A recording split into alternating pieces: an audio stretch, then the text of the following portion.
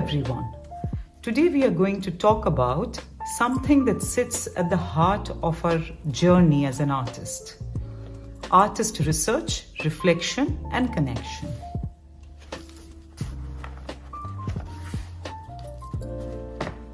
Many students initially ask a very simple question. Why do we need to do research at all? Is it just another academic task, or is it something we do because IB requires us to do? The answer is much deeper than that. Artists have always learned from other artists. When you research artists, you are entering into a conversation that has happened and been happening across centuries, cultures, and medium. You're not working alone. You are joining a creative network of ideas, experiments, and questions. When we study other artists, we begin to understand how artists think, how they approach materials, how they respond to the world around them, and how they develop a visual language. For example, when you explore the work of artists such as Yayoi Kusama or Anatsui or Frida Kahlo or Van Gogh, you begin to see that art is not only about making images. It is about identity, politics, memory, culture, and personal experiences. Through artist research, we learn several important things. First, we learn to get new ways of thinking visually. We have these different ideas. Artists solve problems, the same problems, in different ways. They approach the same problem in different ways. One artist may use repetition, another may use found objects, while another may work through performances or installations or even paintings. Second, we learn about materials and processes. Artists often push materials beyond their expected use. When you study them carefully, you discover techniques you might have never considered before. Third, we learn how artists respond to themes and questions. Artists often explore or often exploring questions similar to the ones you are asking in your own inquiry question. Seeing how they approach these questions can expand your perspective. Let me show you how I get started. The most important thing is I hate starting with a blank white page, and this is often called the artist challenge. We left with this beautiful speckless white page, which is often intimidating for artists to start with. So the first layer that I often do is to start with a little layer of watercolor. You can use any medium that you are comfortable with. You could write in your title either at the top or in the center. I do my little research about artists based on my inquiry question, and then I would make it into a collage. What is important for me here is that I try and find connections between artists coming from different cultures. And like I just told you before, I often try and look into the connections that are built between these artists. And I write my personal notes surrounding them. Something that highlights me or I would like to remember from a certain artist, I would highlight it in a certain way. If I remember something else, I'll put it in smaller boxes. If I make a mistake, as simple as that, cut out a clean sheet of paper, put some watercolor and again stick it back, and then have your write-up on top of it. There's nothing you can't do if you have made a mistake here. You can always work on top of it. If it doesn't fit in the straight way, you could do it the vertical way or any other ways. It's your thinking map. If you get some other ideas, you can write it at the bottom of it. Now, I would like to answer this very important question about artist research is not about copying. Being inspired by an artist does not mean producing their work or reproducing their work. because we'll always be a copy of another person. And copies are never appropriate that way. It can never match up to the original piece. And the biggest harm is the copying stops our own thinking. Inspiration, on the other hand, opens new directions. So how do we get inspired by a certain artist without copying the artist's work? This would depend upon how you would ask your questions. What I like doing here is I make these small tags based on my research question, and if I'm inspired by a certain artist, I would add it as if asking that bit of question to myself and extending my inquiry question.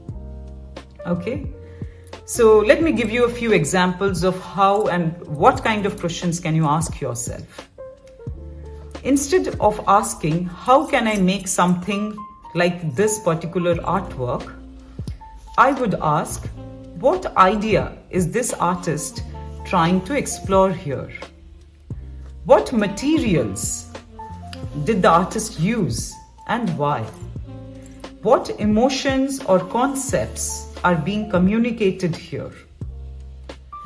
What visual strategies are being used? The scale, the repetition, here in the case of dots, the symbolism, the fragmentation, etc. Then you can take one element of your thinking from the artist and translate it in your own words.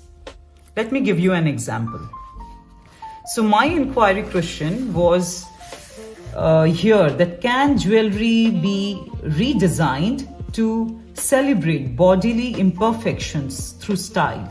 And the other alternative one, how can clay, a rigid material, when dry, express the softness and movement of a cloth? Then from there, I have researched certain artists, 2 pages, in fact 3, and I have my own bit notes around it. Then I go back and after being inspired by certain artists, I write these mini lines of inquiry question to take my research forward. Can jewelry be designed to celebrate bodily imperfections with style? And I am influenced by this artist and I would like to take this forward. Okay?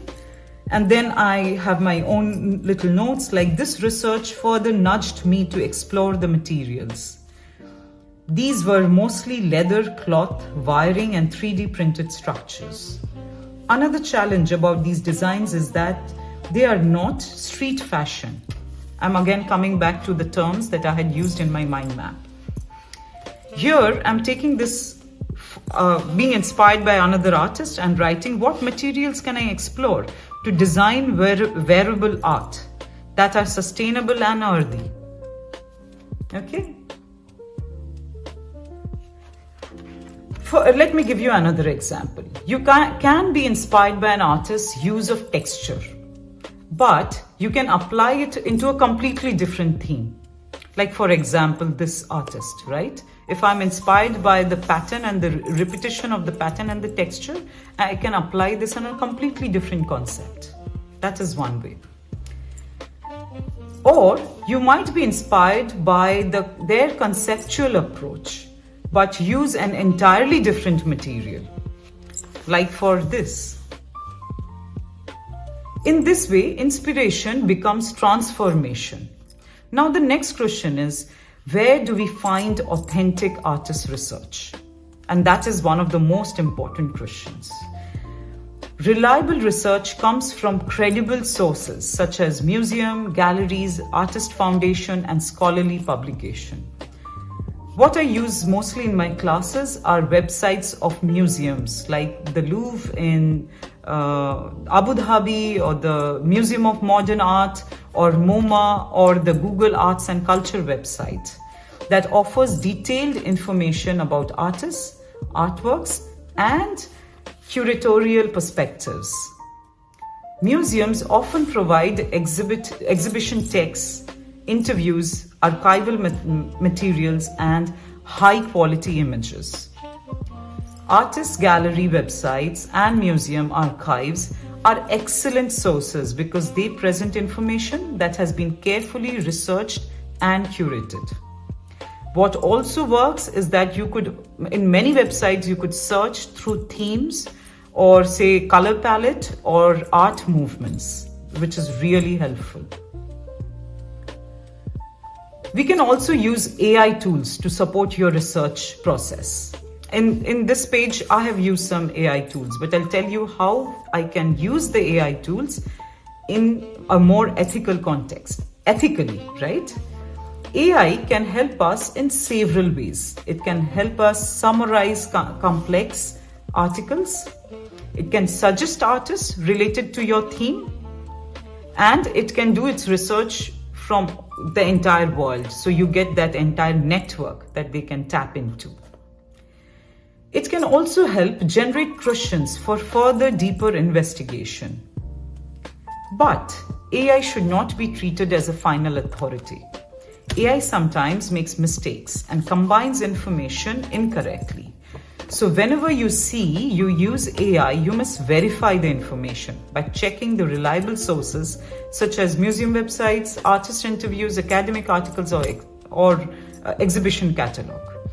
In case you happen to take a few things from AI, what I would do is I would go back and check the website of the artist or a museum where you can see the authentic publication and the work, right? Using AI ethically also means acknowledging when you used it as part of your final process. Another important part of ethical research is citation. Whenever you use an idea, quotation, or image from another source, you must credit it. This includes the artist's name, the title of the artwork, the year of creation, the source of the information, and the website or the book that you found it in. Like I said, if you found certain information from the AI, you could go back to the website, do your research, or the museum website, find out more, and then use that citation. There are sites like citation generators where you can copy the link paste of the URL of the web page and it will give you an authentic citation in the APA style and the Chicago style, right? For your bibliography. Citations are not just academic requirement. They are a part of respecting the intellectual and creative labor. Once you begin researching multiple artists, something interesting happens. You start seeing the connections. Maybe two artists from very different cultures have been working or exploring similar ideas. Maybe one artist used photography while another used sculpture to address the same theme. Your task as an IB visual arts student is not only to research artists individually, but to build connections between them. One powerful way to do this is through mind maps or visual networks. And what we would also like to see is your thoughts on how you are building these connections. And this is where your own individuality, your artistry, your own culture comes into play. Acknowledge it and write it down. Imagine your research as a web of ideas. In the center, you have your inquiry question from where you connect artists, materials, concepts, and themes. For example, one artist might connect your theme through material exploration, while others can connect through the political commentary or thematic connection. When you map these relations visually, you begin to see the patterns and the contrasts and the different possibilities. This process helps you move from research to the creative direction. Eventually, your research begins to guide your lines of inquiry. Your lines of inquiry might explore how different materials express a concept, how scale affects the emotional impact of a work, how artists from different cultures respond to the same theme. At this stage, artist research becomes a tool for artistic decision making. It helps you choose different materials, it helps you develop techniques, and it helps you refine your conceptual understanding. For example, from here I have moved on to, can the metal jewelry designs be stretched and challenged with a different medium like clay? I have referred to this artist and these artworks that are made with metal, but I've changed the material and trying to see if these designs can be done in a very different medium or a metal, from metal to clay. Another possibility is, can clay replicate the look of the cloth folds and metal? Initially, I was talking about movements of the cloth fold. Now I'm also looking into the metals and how can it replicate that feeling. Your inquiry question evolves and your work begins to take clearer direction. So remember this, artist research is not a box to tick.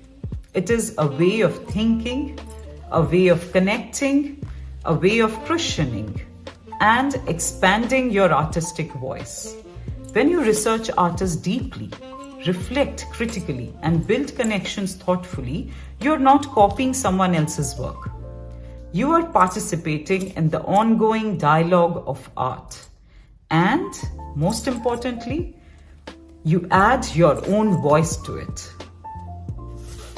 Thank you. I hope this was helpful.